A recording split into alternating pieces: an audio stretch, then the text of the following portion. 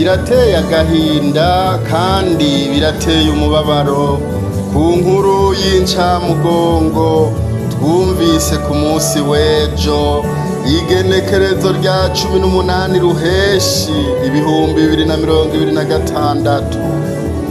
Inkuru ivuga ko umwungere w'ishengero rya Pentekote Kirundo ariho mu Kigozi yitavye Imana hamwe n'abandi bakozi b'Imana bari kumwe. Urwo rupfu giturumbuka rukaba rwaturutse kw'isanganya ry'imodoka barimwo mu gihugu ca Mozambique, aho bari bamaze imisi mu gikorwa co gukwiragiza ubutumwa bwiza aho butarashika kw'isi hose nk'uko Yesu yabatumye. Matayo igice ca 28 ku murongo wa 19. Nuko nimugende mu mahanga yose muhindure amahanga yose abigishwa mubabatiza mw'izina rya Data n'iry'Umwana n'irya Mpwemu Yera. Amen. Televiziyo ikorera ku buhinga ngurukanabumenyi ya YouTube ariyo Sabanegwa TV, tukimara kumva iyo nkuru iteye agahinda twifuje kuremesha abakunzi ba Sabanegwa TV bose ndetse n'abadukurikirana bose ku rubuga rwa YouTube, nimureme kandi mpore twese iwacu ni mw'ijuru. Abifilipi 3 ku murongo wa 20. Twe iwacu ni mw'ijuru, niyo twiteze umukiza ko azopfa azohindura iyi mibiri yacu bufafara ishushanywe n'ubwiza bwiwe. Nivyo koko ku ruhande rumwe birababaje kuko tubuze umuvyeyi w'ishengero rya Kirundo, kandi si Kirundo yonyene ibuze, habuze misiyoni zose zo mu Burundi, eka mbere ishengero rya Pentekote mu Burundi bwose rirabuze, ko tubuze umwungere, kandi uwo mwungere yitahiye Ndayishimiye Jean Marie nyakwigendera yari umwungere koko aragiriye Imana. Muri rusangi yari umwungere mwiza. Tubibutse kandi ko atitavye Imana wenyene, ariko hariho abo bari kumwe nabo nyene bitavye Imana, nk'umumisiyoneri bari kumwe muri iyo modoka ndetse n'umushoferi yariko arabatwara.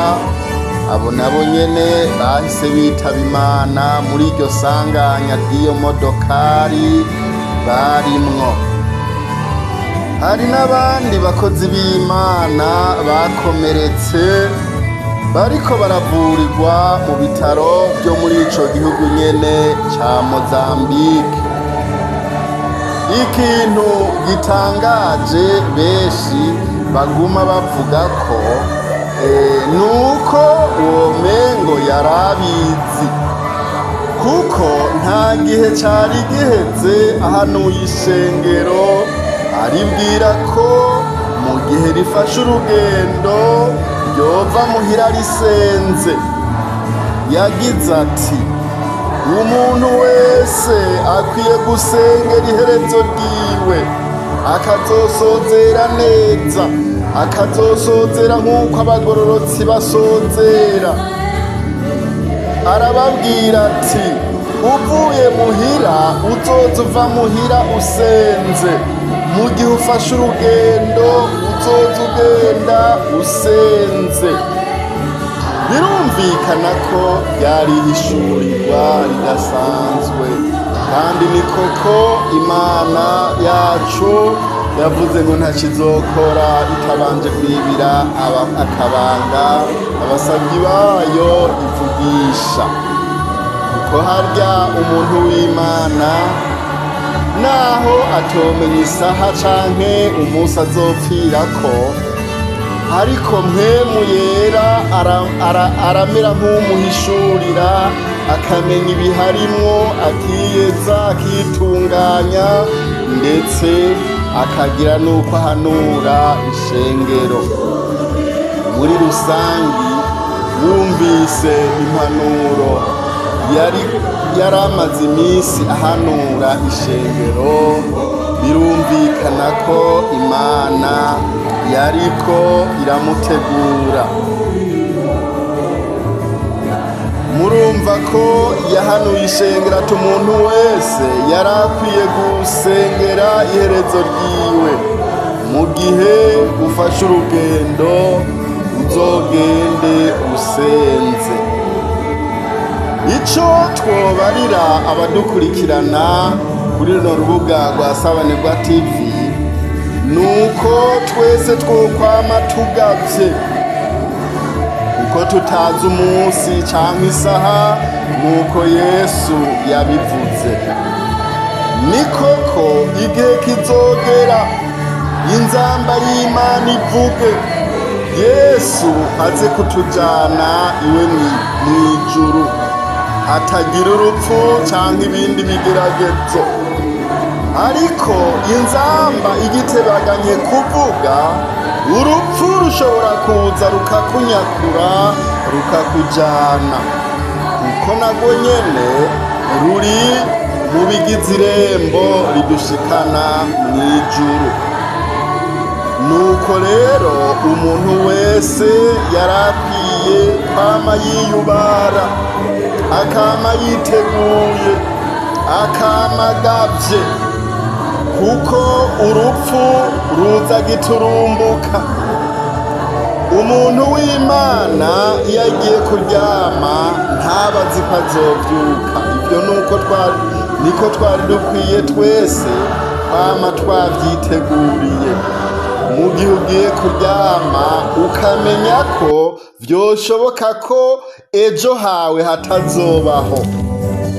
Mu gihe naho ugiriwe ubuntu ukabona uravyutse, wibuke neza kandi witwararike yuko bishobora gushika ntibwire ukiriho.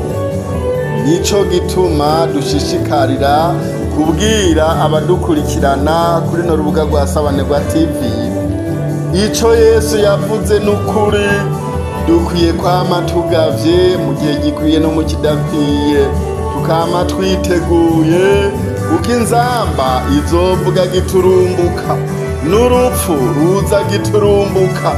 Rero umuntu akwiye kwama yiteguye kugira ngo wirinde icaha n'igisa naco, tukirinda ikintu kibi cose cohumanya ubugingo bwacu. Nivyashika urupfu rukaza, ruzosange twejejwe. Nivyashika naho inzamba ikavuga, Yesu akaza kutujana, azosange twejejwe mu mitima yacu. Nuko rero Imana idufashe, Imana itugirire neza.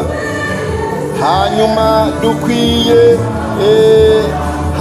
dukwiye kwama twejejwe, kuko ico gihe bishitse inzamba ikavuga igasanga urejejwe, canke urupfu rukaza giturumbuka ukagenda wejejwe, tuzohurira ku mugwa w'abera mu bwami kwa Data. Haleluya! Hamwe Yesu yagiye kudutegurira haheze imyaka irenga 2000, uwo mugwa w'Imana uriko urategurwa, ahazokwibera abejejwe bogeshejwe amaraso ya Yesu Kristo. Aho rero niho twese twifuza kuzohurira.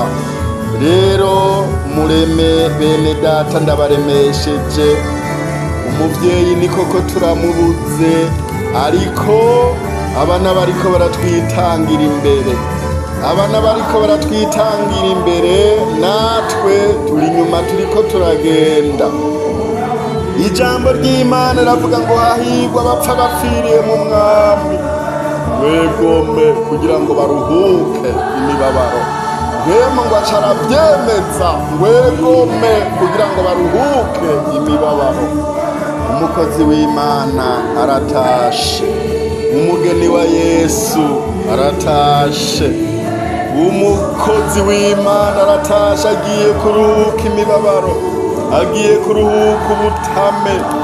Imana iramukunze kuturusha, Imana bibaye vyiza kimujana. Nubwo biruko, bene data shengero ry'Imana, twihangane tureme mu mitima. Kubura umuvyeyi si coroshe, ariko nta kundi, reka twihangane. Turahojeje rero umuryango umwungere w'ishengero, umwungere wa mbere w'ishengero Ndayishimiye Jean Marie, Imana imwakire mu bwami bwayo. Turahojeje umuryango wiwe, turahojeje ishengero rya misiyoni Kirundo, turahojeje ishengero, amashengero yose yo mu Burundi. Eka turahojeje abadukurikirana mwese mwumvise iyi nkuru y'incamugongo. Nuko rero Imana ibahezagire, tuzoba dusubira. Twibaze yuko igihe nicashika bazotubwira ko byose bizokurikirana. Imana ibahezagire mwese. Ciao ciao.